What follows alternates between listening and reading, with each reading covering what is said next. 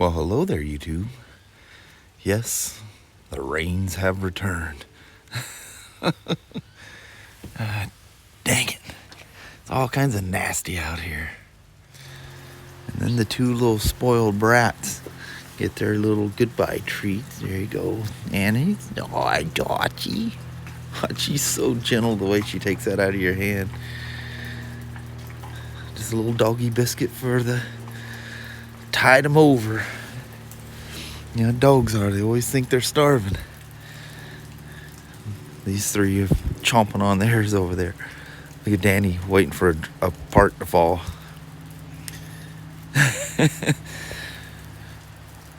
Nasty out here. Well, there, little woman. Yes, little man. That was the first nasty rain ride. Wow. I think we only seen 70 like a couple of times. That's once we got down here. Yeah. And the freeway was concrete and the rain slowed way down. Ooh, that was nasty. Full white out several times. Yeah, bad crash. Yeah. Yeah. Yeah. Somebody hydroplaned and bit it. Yeah. Anyway, let's start off our hump day. All right. Get her going. I got a heck of a spider project today. Oh, goodness. Yeah. Okay. All right. See you. Bye. Bye-bye now. Bye. Tri-axis adjustable handlebars. Some other accessories, alignment for service. But that orange, there is something about that orange in the black edition. Wow. So anyway, I got to get busting at it here to get all the surfaces and stuff, alignment and everything done on that beautiful bike. This old gal's about to get hooked up with a laser alignment. Heck yeah.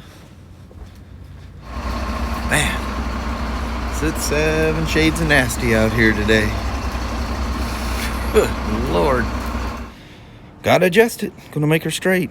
But this was pretty close to being a perfect Spyder if it was an F3 and you're at 3/4 of an inch. But off is off, and she's off. So I have to move that from where those lasers are to the center line.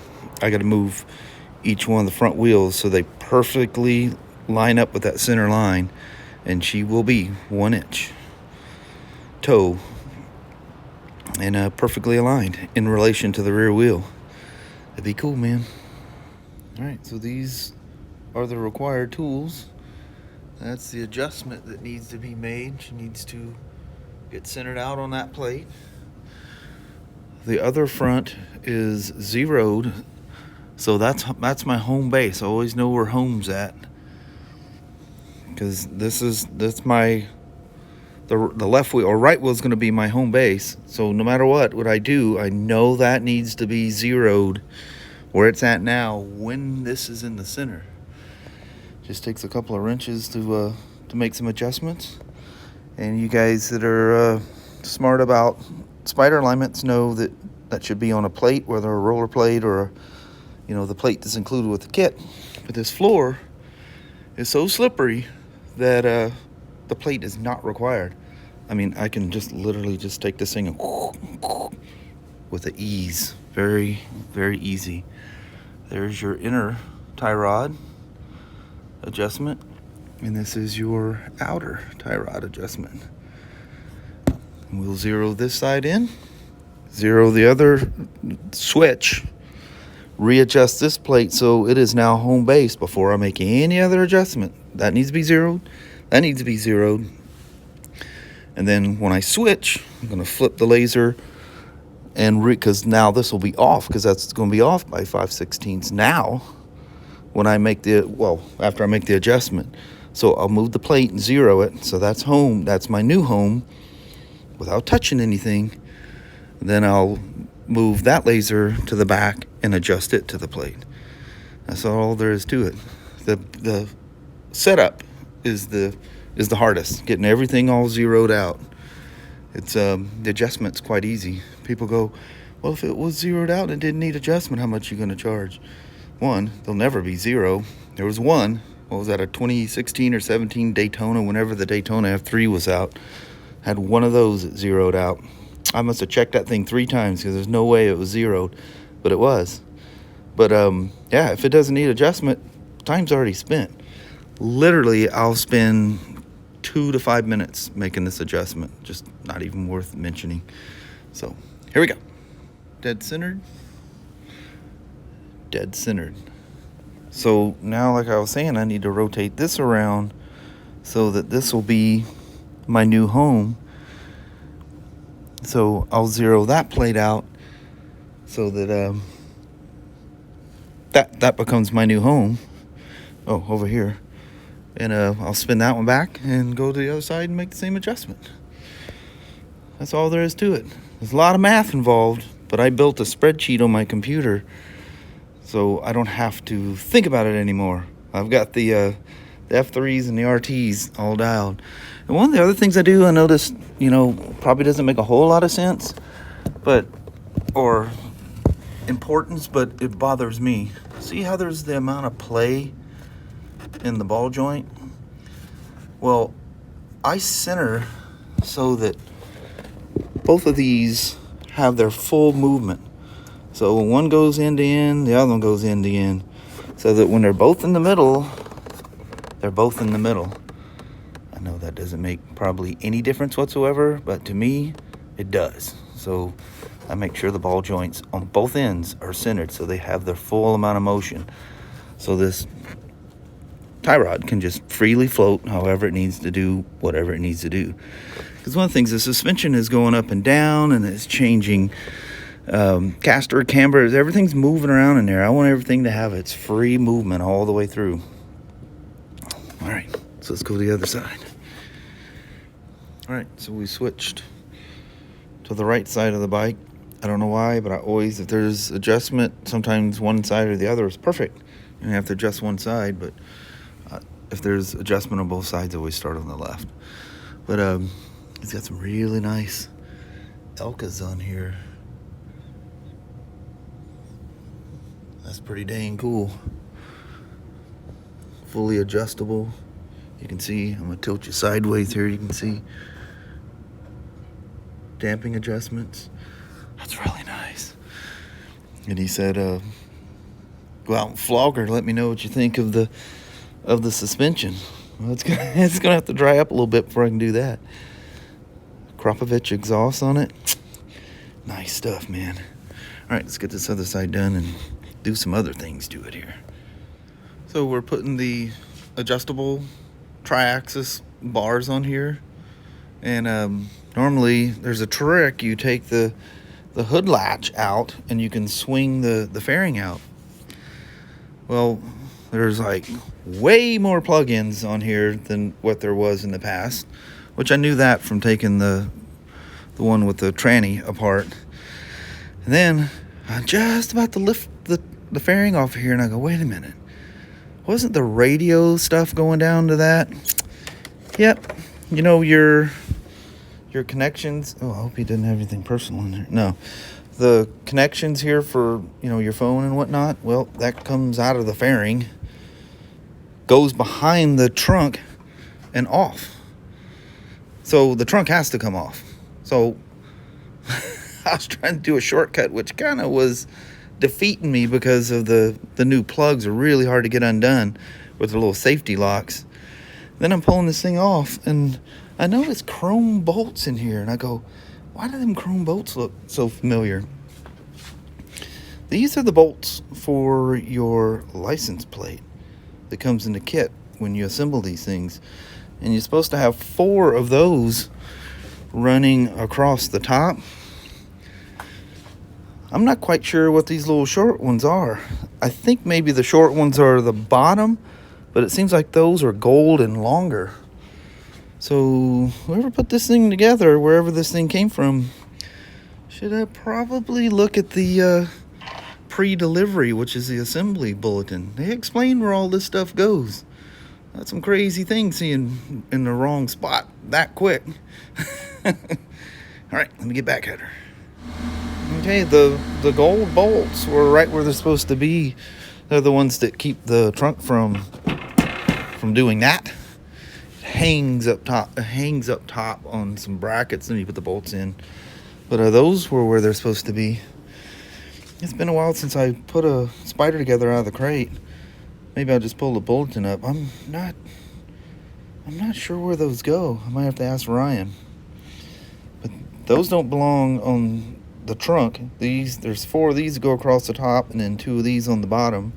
And this is your license plate bolts, and there should be a nylock nut that goes with these. That's what I use on the BMW, the Spyder, and my Harley, and everything else. All right, now I gotta take the intake snorkel off, because this is where the intake, and you can actually see the ribbing in there, so it doesn't just immediately pick up junk and water and stuff like that. Then the tube runs behind the fog light, which this side is always the fog light bulb that goes out. It's always this side, and you can't get to it because there's the intake tube. Then it ends up going in the airbox right there. That's a lot to take apart to put a pair of handlebars on there, isn't it? Here's the handlebar kit if you've never seen one of these. So you take the stock ones off, and the 4 bolts that hold your stock bars on, those same holes will hold this plate, and this is your pivot plate, and this is come on out of there, bars, come on. So this will be your up and down. Essentially, it kind of rolls. It rolls on this pin. This will be your up and down, and then when you loosen these, this is your forward and aft. And you'll see there is a link underneath here, kind of a heim joint kind of a thing. So when you loosen those nuts, these are connected. So when you move one bar, the other bar moves with it. Really fancy. But the whole thing has to come all that has to come off. It ain't real fun. But it's doable. I've done a bunch of them. So I hate to be Mr. Negative, but again, pay attention to your instructions. Look where that clamp is on the boot. That clamp is supposed to be running along this edge, and the head of this should be facing that way. It's a good thing this is pre-filtered air at this point, because that's not on there correctly at all. Just pay attention to the instructions. It's so easy. It's so easy. Just go step by step. Do it right. Do it right the first time. Makes customers really happy. So that entertainment port, it goes through a hole in the back of the frunk, and it pops out. Well, you can see she's zip tied, zip tied, zip tied, zip tied. And then that's supposed to be pushed up against, that's one of those little lock tabs with a zip tie. But she's not connected. That had nothing to do with anybody putting it together. It just wasn't on there. You can see where it had a real small bite, so BRP probably just didn't push it up all the way. But it's in an area, it's not going to hurt anything. So anyway, this all comes off with the fairing, because that's all attached, because all the radio and everything is now in the dash, where the radios used to be under this panel. And then if you got, was it XM or C? Yeah, CB on this side and XM on the other side. In fact, this is where the XM bolted to that plate right there. I may have that backwards. No, I'm pretty sure the XM is on this side, CB was on the other side. Been a while since I worked on them old ones.